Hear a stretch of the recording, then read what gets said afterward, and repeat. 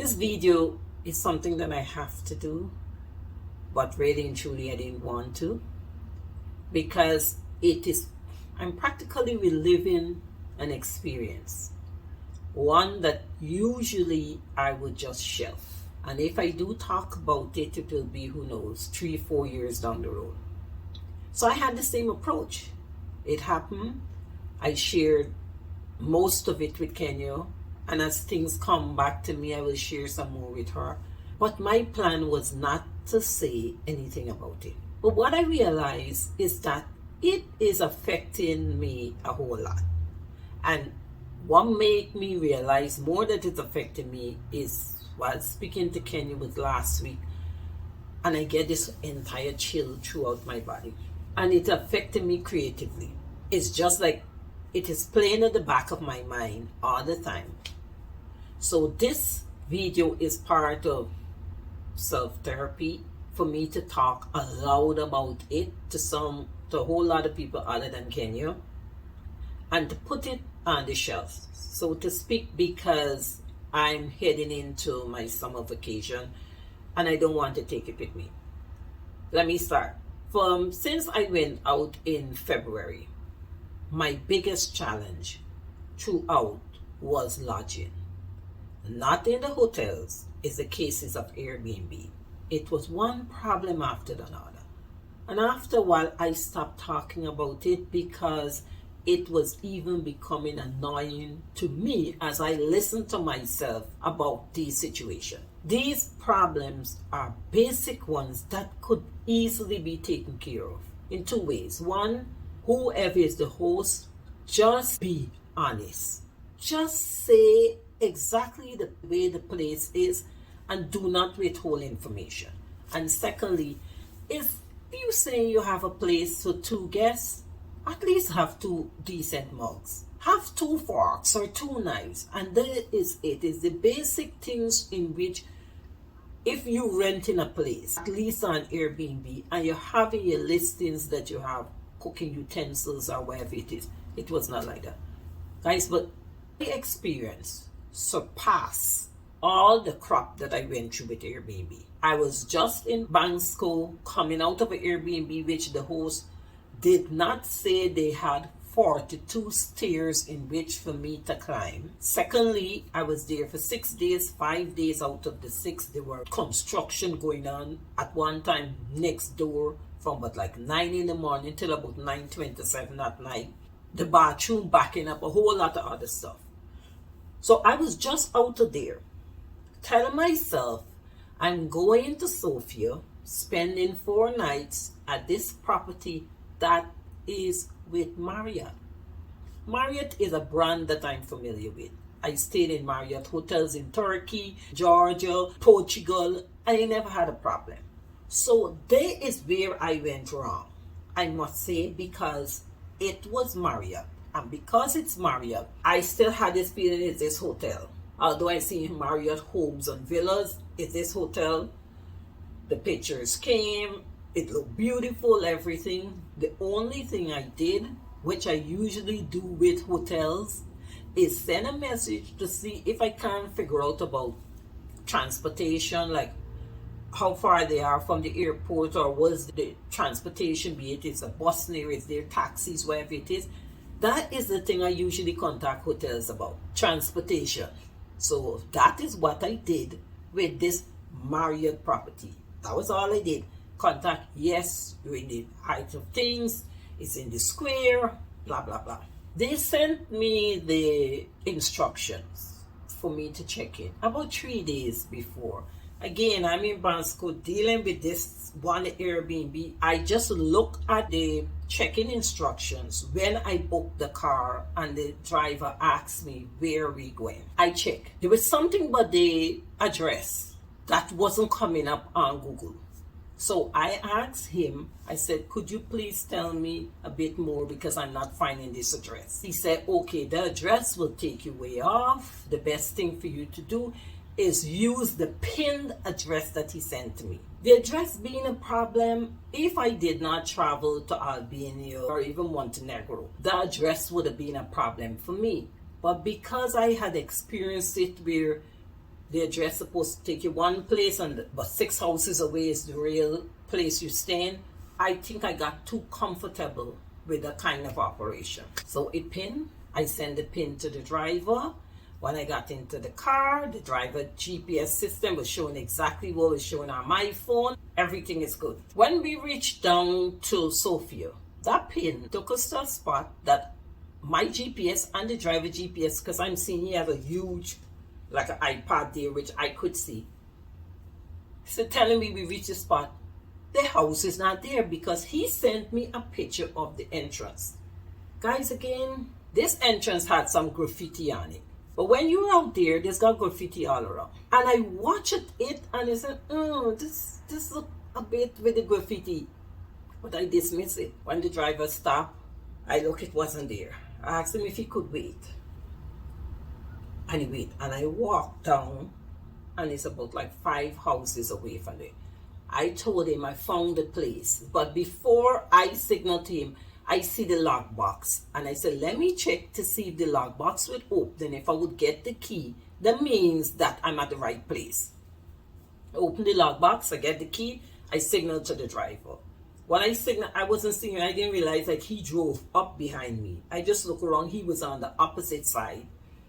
And he took out my bags and he bring it across the road and he went back in the car and he drove off. Why? Because it was like a 2.5-hour drive down from Bansko to Sofia.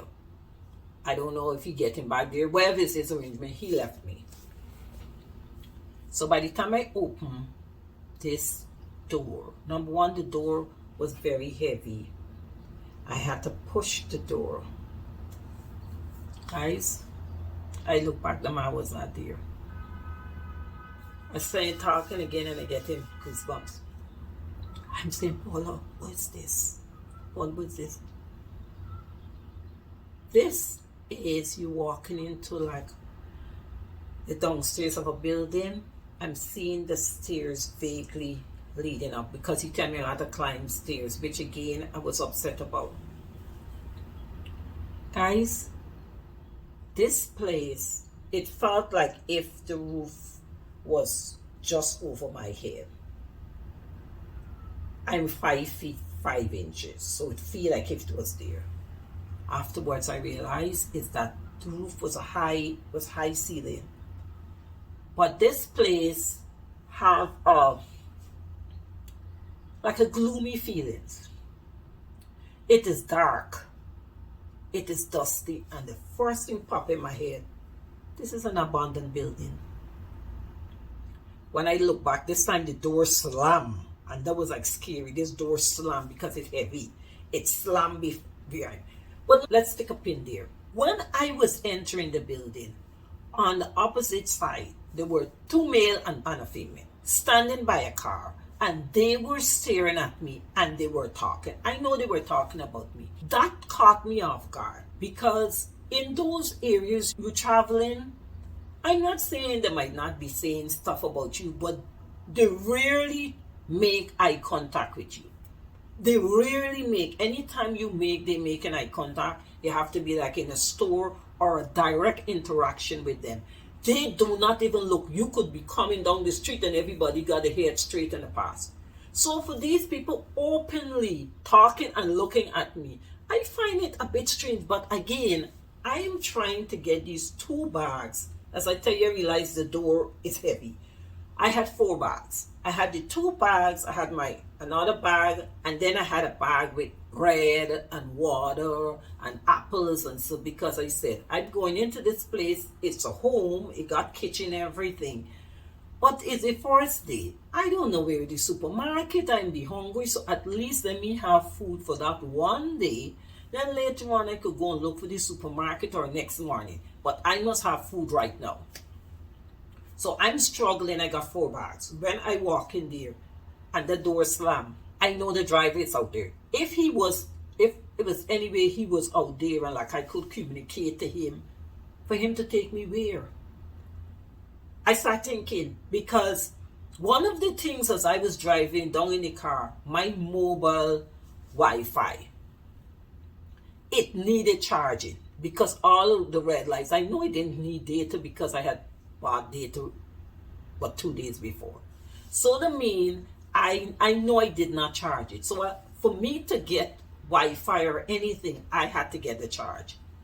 Thirdly, guys, on the way down, I realized I needed to use the bathroom.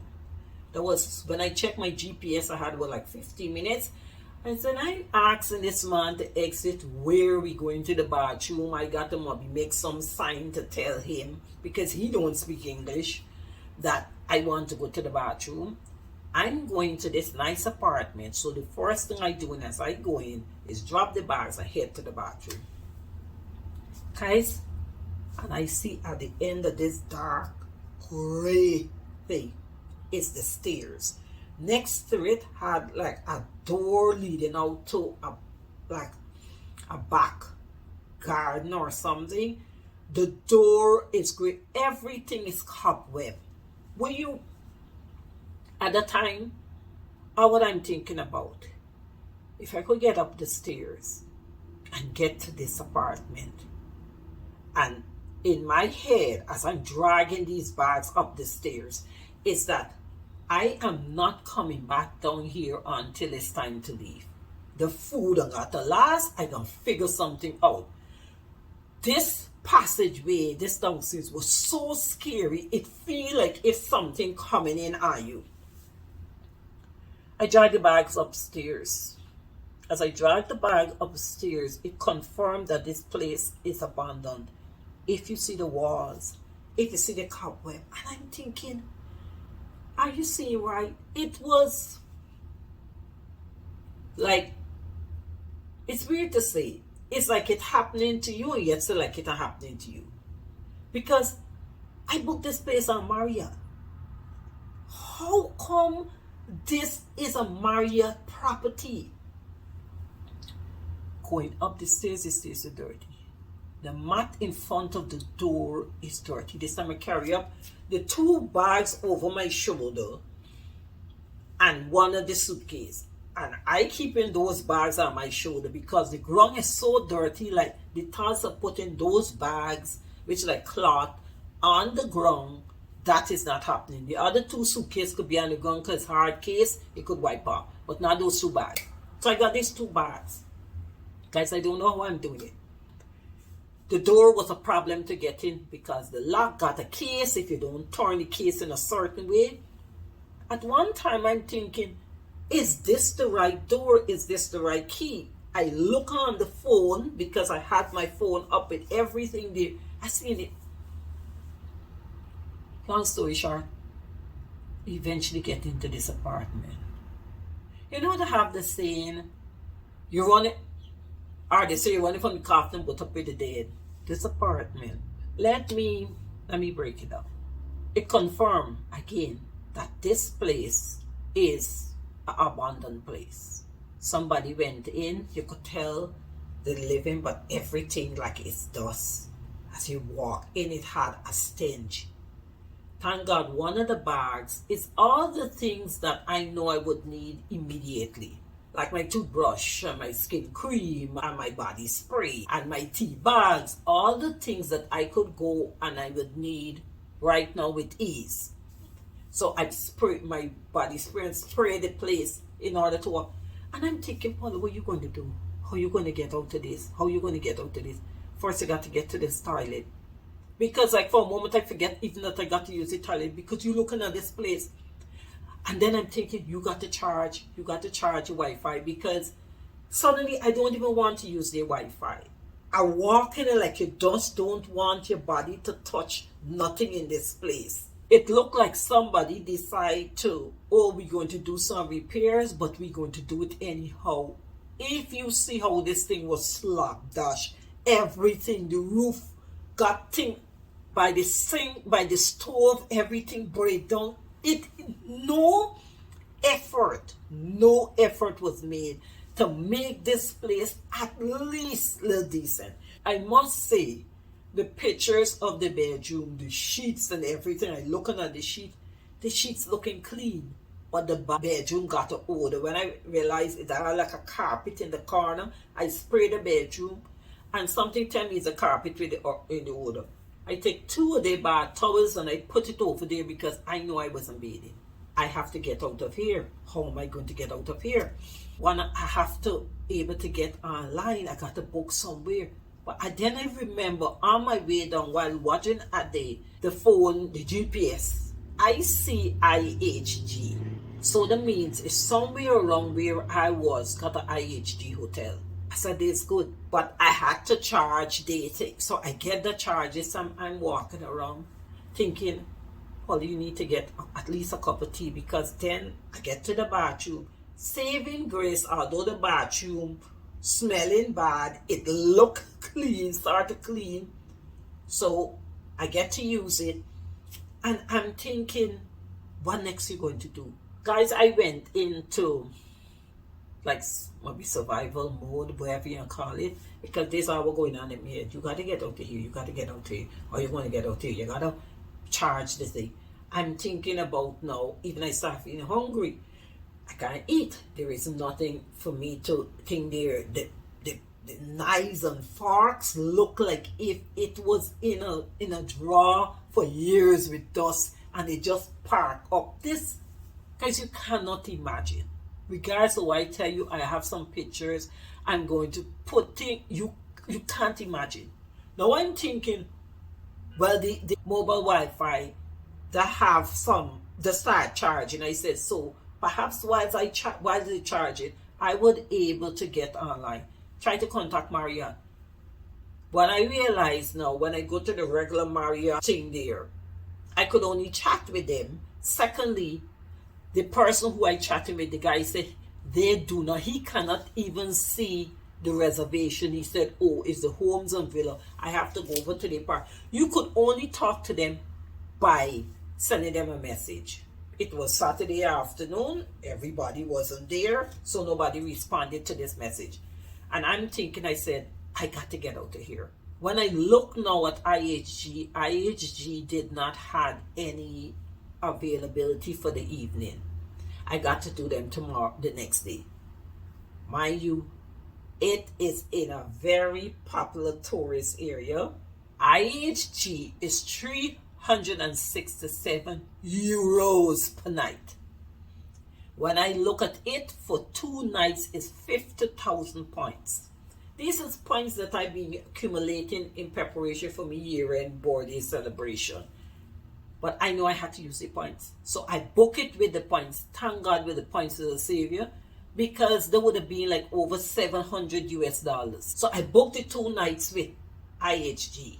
I said, when I booked those 2 nights, at least the 2 nights, the 4th night, I have to find. Then I know my plan was to stay 4 nights at this place and then 2 nights with Hyatt before I fly back to America. So I said I could add the other night to the Hyatt. Good thing I had the points, I booked the night to the Hyatt. But I had nothing for that night. So I'm there. And honestly, guys, how I was more scared of going downstairs there, because downstairs, not only that it had like an energy, you feel like it's something closing in on you. I was not going back down there then. I had to be strong to go back downstairs. And if I go back downstairs, anytime I go through those doors, it's not to come back. So I have to make sure I know exactly where I'm going, because when I leave the building, I am not coming back. So I sat down at the end of the bed, because there was like the only place that looked like, and I said, I don't know how much hours. I can't tell you really and truly what I do with my time, but I was just there. I could remember eating my chicken, because I had roasted some chicken wings in Banksco, eating the chicken cold. And then later on, I felt so exhausted and I called Kenya. And I was telling her, she said, this place is hellish. But she did not realize how bad it was, because at that point I could not even communicate how bad it was, because as I'm telling you, I'm actually separating myself from it. I sat on that bed with my jeans. The only thing I take off was my shoes. I had on the socks, I had on my jeans, I had on all the clothes. I keep my trench coat on. And I sat at the end of the bed. Sometime during the night, I guess I might be fall down by the pillow or whatever it is. I wake up next morning, all dressed like a fireman, without the shoes. And Interestingly, I didn't get up and go to the bathroom. I didn't do nothing. Like my whole body just stayed there. I cannot sleep in jeans. I cannot sleep. The minute I get in the house, I have to change out of the clothes. I can't sleep with anything that is too constricted. I have to be in a relaxed pajamas or something. But I was able to, whatever sleep take place, I fall asleep from exhaustion. I could remember just before, just like I hung up from Kenya, I heard some talking. So I tell myself, somebody else is in the building. When I realized the talking was out on the street, it's people in the street. So guys, I alone was in that building. And again, it confirmed that that building was an abandoned building. How it get on Marriott, I don't know. But I could tell you, it was hell. Next morning I get up, maybe it was but like 7:30. The place was very bright. I drag everything downstairs, and it's then I was able, because I was leaving, I tried to take some pictures because I know I have to send this information to Marriott. And I go over to IHG. Thank God, they was like 6 minutes from me. According to the GPS system, there's a 12 minutes walk. Guys, with me and my bags, I do it in about 6 or 8 minutes. I drag everything over. And I go over there saying they might not be able to check me in right away. I know as an IAG member, I could get early check-in, but not the early. And I'm going to sit in a corner. This time, like, afterwards, I started thinking, Paula, you went over there. I didn't shower. I didn't do anything. I had on these clothes since the day before. Was I smelly? I don't know. And at that time, I didn't care. Even if it had popped up, I would have still gone ahead. I barely maybe take some of the water that I had and I washed my mouth out. But I didn't brush teeth. I didn't do anything. And I go over there. And they, oh, welcome, Miss Simon. Yes, we have a room for you. We have a special room. And these people check me in. Guys, when I hit the door, everything was coming off. Everything was coming off, and I head straight to the shower because I was feeling so dirty. Because not only I didn't shower, but like I was in this dirty place. And I hit the bed, and I had to sleep. And again, the whole magnitude of it, even realizing certain things. And what I'm telling you now is things that I realized afterwards. Like I alone was in the building. And then this thing dawned on me. No way could that building could have been approved for any tourist activity. Where it's located is in a great tourist spot. And nowhere would they had approved that building. That's why he had the address pinned, because he could not put the real address on the system. So I had to go to somewhere and then walk down. That's why he showed me the picture of the door. Guys, Maria did not contact me until the Monday. Oh, Miss Simon, we're so sorry that you went through all of that, and they would refund me my money with no form of compensation. Everybody keep telling me, oh, they're so sorry, and they're so grateful for me for telling them that, because eventually they took the property off. When I send them the pictures, they removed that property, but 2 weeks afterwards. But to date, guys, as I'm recording this video, no one really reached out to me and said, well, okay, Miss Simon, since you had such a horrible night, we're going to give you a night. Or we're going to give you the difference in which, because between those points was nearly $600 US. They ain't saying, okay, we're going to give you extra compensation, the difference between what you had paid, because I booked that place way early. So the place was just under $300. So I paid so much more because thanks to them. You know, I conclude, I am not doing anything that have to deal with a home. Whether it's Airbnb, then all is an except. Anywhere that it's a home and it's somebody home and you going to rent, unless I could personally go and look at the place before. If I cannot look at the place before, I am not renting anything like that.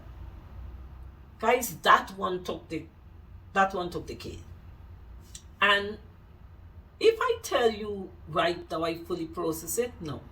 When things are really, it really like shock my system or anything like that, as I said, I disassociate myself. And talking with Kenya, I get some flashbacks. And then I realize it's by God's grace. That's why those people were talking about me when I came in. Because they maybe was wondering why she's going in there. And now I'm trying to remember the streets. They had no other building in the street with this graffiti on the door. And they maybe were asking why go into the building. Because I found their behavior strange. Because people don't usually behave like that. And I said, why they watching at me like this? But I went in.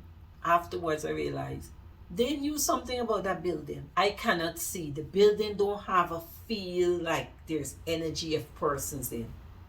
That whole downstairs leading to the thing, you could tell even in the corner that had like a crate and it's full of dust. The place is not a place where they have like the energy of people. No, it's dead and it's great. And even upstairs as you go in and got the lights and you're seeing these little like nice light fixtures and things like that, but you see like someone start doing something and then they change their mind or whatever the case might be.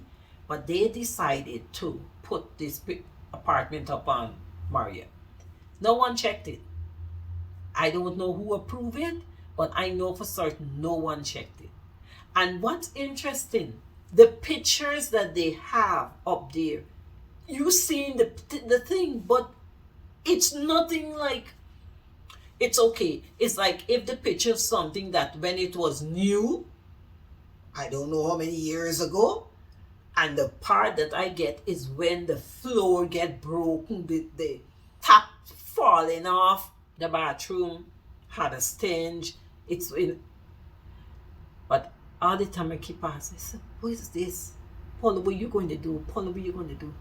So I finally came up. And this is the first time I'm talking about it. As I said, next week I start my summer trip. And I do not want to take this with me. So anyone who listens to the end of this, thank you. Thank you. I don't know what's going to happen with Marriott. If they're going to compensate me for the extra money, that I'm not even touching now. As I said, I'm going out for my summer vacation. When I come back, I will then think about how I'm going to deal with them. But I just have to thank God that He protected me. He had to be in the midst because of the situation. Why walk into there? I could say partly negligence because I see Marriott and the pictures, and I really thought it was like an apartment, like those timeshare. This is what I had in my mind. It's a timeshare in one of those buildings, right? So that was it. Like an apartment in a building will be a timeshare building. This is how I was thinking about it. Nothing in my wildest dream could have prepared me for there. And I'm telling you, I went in some Airbnbs, but that one took the cake, the price, the crown, everything. So I will be traveling different. Would I stop traveling? Hell no, that ain't happening. It's just that I would avoid anything with a home attached to it unless I could check it out before. All right. Oh, by the way, I'm Paula Simon. I hope this isn't the first video you will see. And if it is, I'm not always this gloomy. And I have good stuff happening. Check out the other videos on my website. And take care, everyone. And be blessed. Bye.